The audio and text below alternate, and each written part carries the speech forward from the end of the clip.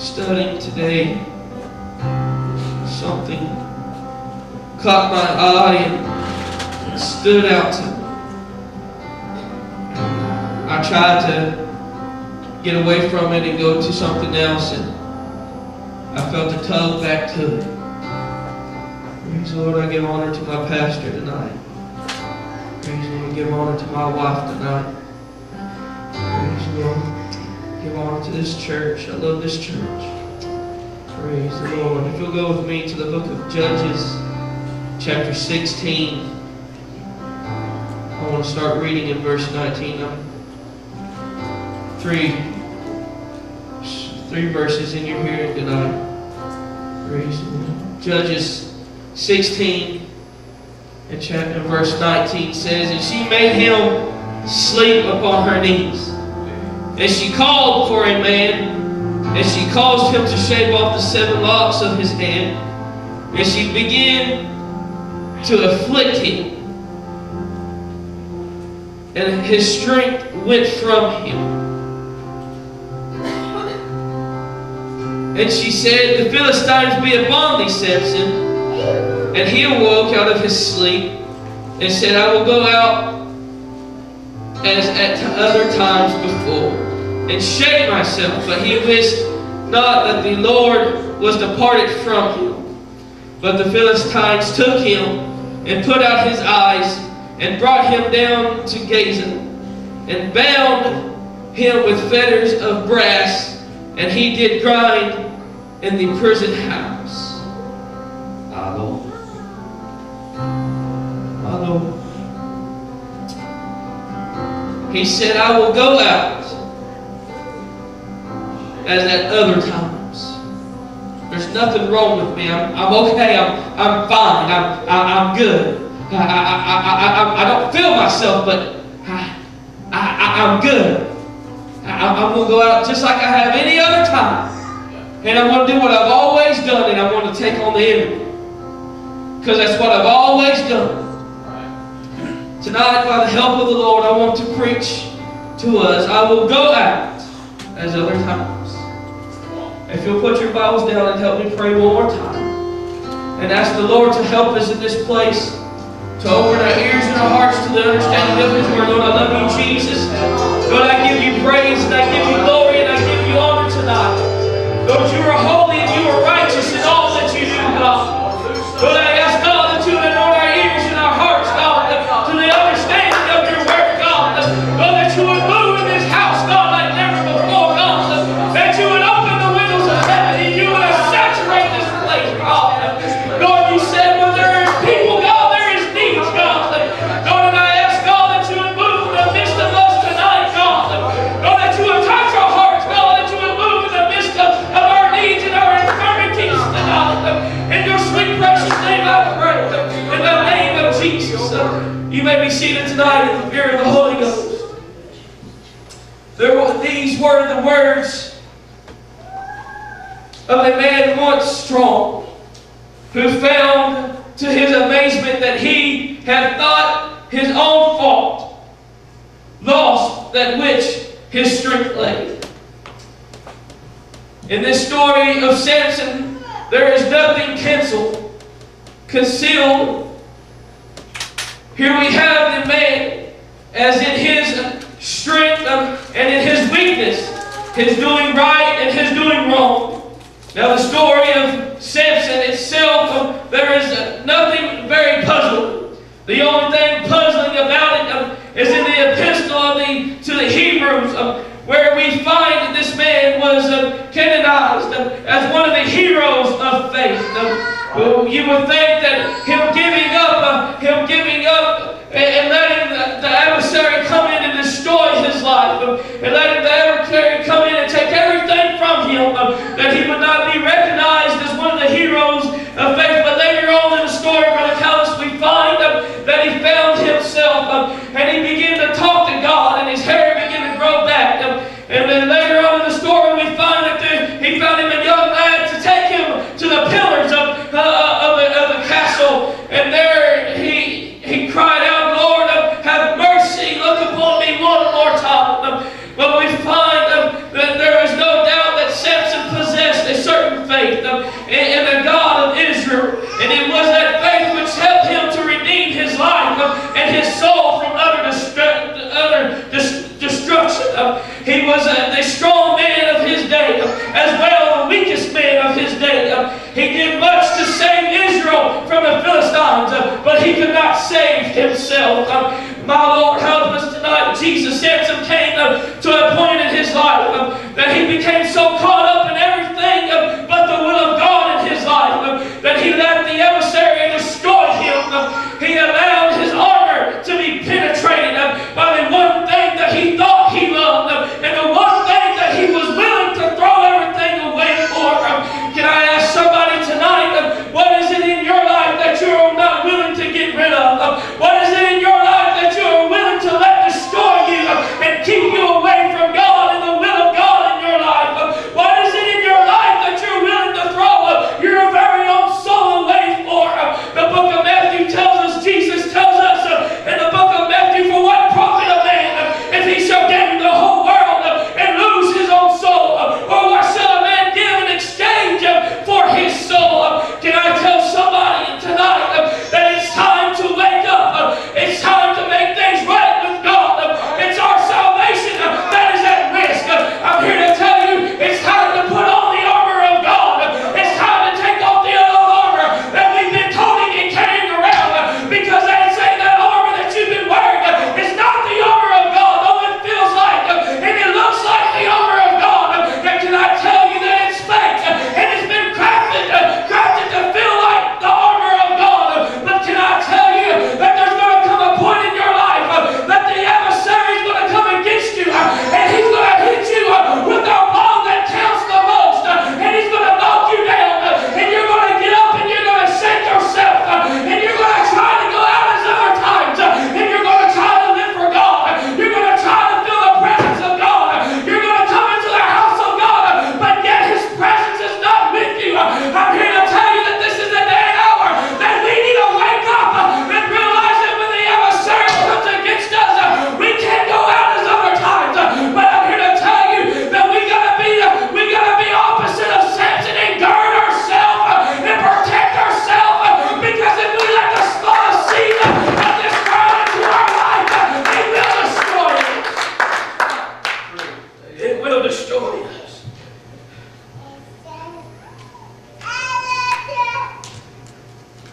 Samson let his guard down. There's been times in my life that I wish that I would have listened to my parents, Brother Callis, when they told me, son, don't go there, don't go do that. Like Samson himself, his parents told him to stay away. Don't go there. You need to leave her alone. Leave her alone. You need to stick with your own kind. You need to stay around your own kind. It's dangerous there, but no, because out of his curiosity, he thought that he found something that was worth more to him than what God had given him. I'm here to tell us tonight that there is nothing in this world. There is nothing in this world that's more important than your salvation. There is nothing in this life that this world can offer you that's more important than heaven's gate. I'm here to tell you, I got heaven the gate and hell to lose. I don't plan on going back, but I plan on pressing forward. I don't plan on the name of Jesus. I don't plan on getting up and shaking myself and saying I'm going to go out as other times. But you know, Brother Callis, I'm going to get up and I'm going to go out like I always do. And I'm going to live for God. And I'm going to do whatever it takes to be saved, because my salvation is at risk. I'm here to tell you, above all else, I've got to be saved. I don't care what the cost may be. I don't care what the embarrassment may be. But I got to be saved. I got to make it to heaven. I got to be saved. Because that is more important than anything on earth. That's right. Samson allowed things to come into his life. He allowed things to come into his life that slowly begin to destroy him. It started out with one little lie. Oh, Samson, tell me where thy great strength lieth. And it started with one little white lie, and he told her. And she found out that it wasn't true. So she came back, oh, Samson, tell me where thy great told her another little lie, and so forth and so forth. And by this time, the seed of deceit was already set in place. Oh, you say that you love me, Samson. The world is calling to us, Brother Collins. Oh, you say that you desire this. You say that you desire me, but tell me, where does your strength lie? I'm here to tell you that's exactly what the devil wants to know. The devil knows that you live for God, and the devil knows that he can get to you, but he wants to know exactly what he can do to destroy you. I'm here to tell somebody tonight that you better gird yourself, that you better be cautious of what you allow in your life. My God, you better be cautious of what you allow into your home. I'm here to tell you that the devil is seeking to destroy. I'm here to tell you that we are living closer to the coming of the Lord than we ever have. I believe it. My Lord, in the name of Jesus, I believe that we need to preach it harder than we ever have. We need to live for God more than we ever have. We need to get over ourselves and move on in God and let God do a work in our life. That's exactly right. We'll never make it. We'll never make it. Brother Callis, I'll never make it. I'll never make it if I can't just get over things and just live for God. I'll never make it if I let the devil just poke me and poke me and poke me and keep on poking me. I seen a thing on Facebook today, and it said something about that co-worker that annoys you the most. And this ugliest little dog that I've ever seen in my life was sitting on the desk, and he kept poking his owner. Just kept poking her on her arm. And she would look over at him and give him a look, and he'd stop. And when she went back to doing it, she'd just keep poking and poking and antagonizing. And that's exactly what we let the devil do. At first it's all fun and games. And we let him push us and poke us and just have a little fun. But then it's not too long that he's grasped a hold, and he's no longer pushing and he's no longer poking, but he's got a hold of us and he's dragging us around. Jesus, we're too spiritually blinded to realize that my Lord, we're too late, that the devil has planted a seed in our life, and we're letting him pick piece by piece out of our life. No longer are you a preacher, no longer are you a prayer warrior, no longer are you a worshiper, no longer are you a praiser or a dancer, no longer are you a prayer coordinator, but I'm picking and I'm pulling pieces out of your life because I got a hold of you. And I can do with you what I want, because you're no longer living for God, because you allowed me to have control of your life. And I'm here to tell you, when we wake up, we begin to go out as other times, but we realize God's departed from us. I'm here to preach to somebody tonight from the bottom of my heart. You better awaken yourself before it's too late, and you better get a hold of God like you never had him before, and you better live for him and die out for him. Your salvation is at stake. I'm not willing to compromise what I preach for anybody. I'm not willing to compromise my relationship with God for anybody. I'm not willing to throw away what I have with God for anybody. I don't care what other churches are doing. I don't care what the new popular thing is. I'm here to tell you, I was raised in truth, and I'll die with truth, because it's the only thing that keeps me. It's the only thing that sets me free. And I'm here to tell you, if it cripples me to my knees, I'm here to tell you I'm going to live for God with my dying breath. I'm here to tell you I don't care. I don't care. The world's come against me. The world has tried me. And my friend, I'm going to tell you, he'll come again knocking on my door. But I'm here to tell you, I'm going to keep pressing on. I'm going to keep going on.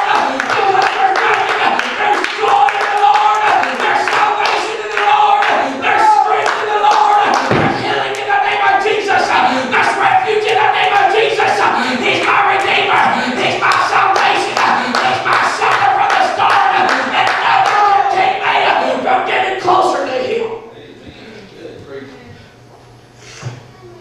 You know what the biggest thing boils down to? Choice. He made a choice. He was warned was told what was going to happen. He was told what was going to happen to him. And he didn't listen. He made the choice to cross to the other side. You know where it started at? It started when he killed the lion and left it. Then when he came back, its carcass was laying there full of honey.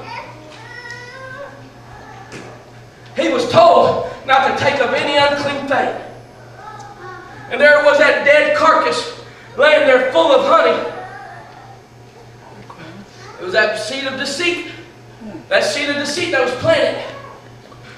He couldn't help it. He looked over, that looks good. My Lord, I'll take that to the house. Mama, whip up some biscuits. And we have some honey and some biscuits. And we'll just go to town. You know what the worst thing was? He took it home to his parents. And then, after it was all said and done, where did it come from? My Lord, I can't help myself. I can't help myself. And if I get out of line, I know. If we're not careful what we do, we'll allow sin into our family's life. There are people, Brother Callis, that look upon you. There are people that watch you. And if you're not careful how you act, it won't be long and you'll destroy their hope of any salvation. If we're not living for God like we ought to be living for God, people see that. People standing on the outside see more than what we see. Because they know when we're living for God and they know when we're not living for God. And you can put on all you want to, but I'm here to tell you, people know. They know by the way you walk, by the way you talk, and by the way you act. And my Lord, if you got a cup over your light, it's not going to shine. It's a simple truth. It's a simple truth. This is the day and hour that we need to wake up. You say, preacher, every time you've been getting that microphone in your hand for the past 3 months or so, you've been preaching about wake up. Yeah, we need to wake up. This is the day and hour, pastor, that we need an awakening in our spirit. We need an awakening in our soul. You know what? We don't need a church revival, but we need to start with a personal revival. I need revival in my life more than I need it anywhere else. I need God to touch me, Brother Callis, spiritually before I need Him to move me anywhere else. But you know what it's going to take? It's going to take me to awaken myself, and it's going to take myself to press on to God and say, God, no, I'm not where I need to be, but God, you can put me to right where I need to be. Because as long as I'll let God lead me, and as long as I'll follow Him, everything's going to be okay. Because it doesn't matter what I want. As long as God knows what I need in my life, and He'll make a way, and He'll show me what I need to do in my life. I want nothing more than to live for God. But I'll go out as at other times. I'm going to go out as other times. Because I've gotten this spiritual mentality that I'm big and bad and nothing can touch me. I'm big and bad and I'm just okay. I've fought many battles and I've won every one of them. Can't nothing hurt me because ain't nobody got the strength that I got. Ain't nobody got what I got. I'm going to go out as other times because I'm okay.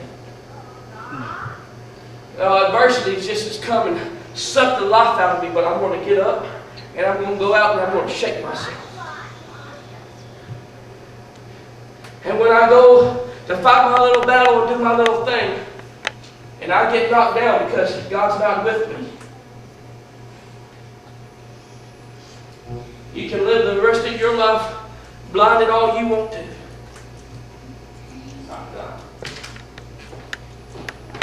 You can choose to stay asleep spiritually all you want to. But you need to remember your salvation is at hand. And not just your salvation, but others around you. You know what, brother? I've been so guilty. When I was little, before I went to bed, my mom and dad came in my bed and sit on my bed and they prayed with me. Pastor, that my mom and dad didn't make me pray. They taught me how to pray. I learned how to pray by laying there as a young child listening to my parents pray over me. The other night I put all my kids to bed and I was getting ready to go to bed and I was about to climb in my bed and something struck me down in my heart. And I knew what it was. I said, I'm sorry, Lord. I'm not being the example I need to be. Somebody told me the other day, they said, well, they're not yours permanently. There's nothing you can do about when they leave your home. But I can make a difference. I can make a difference. Brother Danny, I started Monday night. When I put my kids to bed, the Lord struck me. I went in there and I lay down by each one in each bed there. And I prayed a prayer and a cover over each one. I started with my oldest son, then I went to my youngest son, then I went and laid with Peyton, and then I picked my little girl up out of her crib and I held her. I prayed a covering over their life. Because if I'm going to be saved, I have to teach my household how to be saved. And if I'm not leading my household spiritually, and if I'm not leading my household in prayer, and I'm not leading my household in faith, well, you say, well, you got to have your own faith. That's true. But the Bible tells me, Brother Callis, that I was created for God, and the other woman was created for me. But as God is my example, I'm supposed to be an example. And if I'm not showing my family how to live for God, and if I'm not showing my family how to come to church and find them a place to pray, and find them an altar and pray and seek the face of God, then I'm failing, not only as a Christian, but as a preacher. And let me go a little further, because this is my personal belief, and I'm not preaching my personal belief. But if I'm not leading my household, I'm failing as an assistant pastor. Because if I'm not leading my home, I'm not leading my church. And I can't lead my church and not lead my home. That's how I believe. That's how I believe. Brother Callis, you can't lead your mother and your brothers and sisters to God if they're not seeing yourself living for God. My God, I feel the Holy Ghost right now. I feel an urge in the Spirit right now. My God. This is the day and hour that we need to live for God. Whatever is going on in our lives, we need to push it aside and we need to grasp a hold of mercy's nail-scarred hand and we need to die out to Him. My God, this is the day and hour that we need to come into the house of God, hungrier than ever.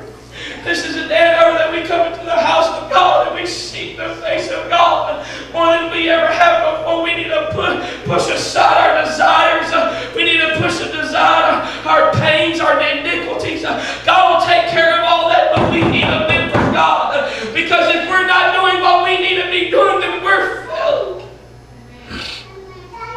And I refuse to let the adversary grasp a hold of me and destroy me. Oh, preacher, I'm fine. I'm okay. I'm fine. There's nothing wrong with me. There's nothing wrong with my spiritual life. It's okay. I'm doing just fine. There's nothing that's got a hold of me. But it always starts out with the things we can't see.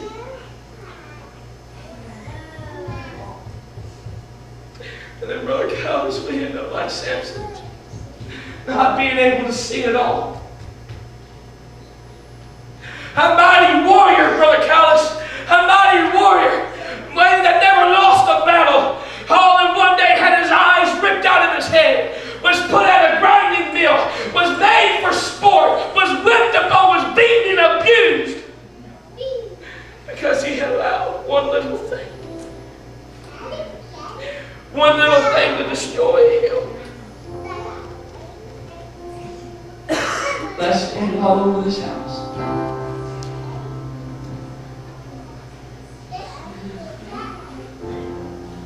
Let's lift our hands towards heaven.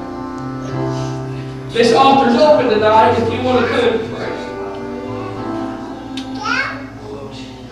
No, I'm not telling you tonight that I think you're backslidden. I'm not telling you tonight you're going to hell. But there's got to be an awakening. There has to be an awakening. This is the end. We got to awaken ourselves. Lord, we can either die lost, or we can do our best.